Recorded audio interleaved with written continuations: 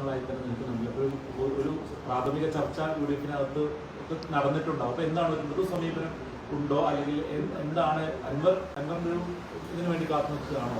അഭിപ്രായങ്ങളൊക്കെ ആശയവിനിമയങ്ങളും അഭിപ്രായങ്ങളൊക്കെ അത് സംബന്ധിച്ച് അങ്ങോട്ടും ഇങ്ങോട്ടും ഒക്കെ നടക്കുന്നുണ്ട്.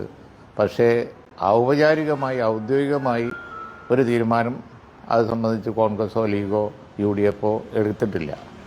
അതുകൊണ്ടാണ് നമുക്കത് സംബന്ധിച്ച് പറയാൻ അതിൻ്റെ വേരിയസ് വശങ്ങൾ പല കാര്യങ്ങളും അത് സംബന്ധിച്ച് പരിശോധിക്കാനുണ്ട്. അത് UDF എടുക്കേണ്ട ഒരു തീരുമാനമാണ് ആവശ്യം. അത് വ്യക്തമാണല്ലോ, പ്രതികാര നടപടി തന്നെയാണ്. പ്രതികാര നടപടി തന്നെയാണ്. അദ്ദേഹത്തെ ഈ അറസ്റ്റിയുടെ രീതി കണ്ടാൽ പിന്നെ പ്രതികാര നടപടിയാണ് എന്ന് പറയാതിരിക്കാൻ കഴിയില്ല.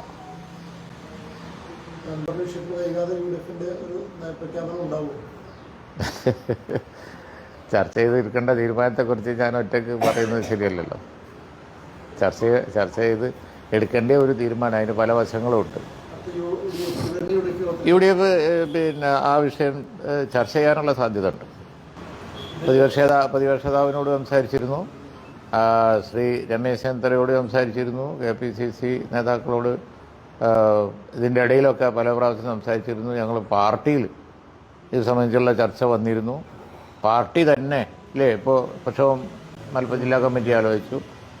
തിരുവമ്പാടി ഞങ്ങൾ മലയോര മേഖലയിലുള്ള മണ്ഡലങ്ങളും ഒക്കെ ഇത് സംബന്ധിച്ച് വളരെ ഗൗരവമായിട്ട് ചർച്ച ചെയ്തുകൊണ്ടിരിക്കുകയാണ്. രാവിലെ അത് സംബന്ധിച്ചുള്ള ചർച്ചക്കാണ് ഇവരൊക്കെ വന്നത്.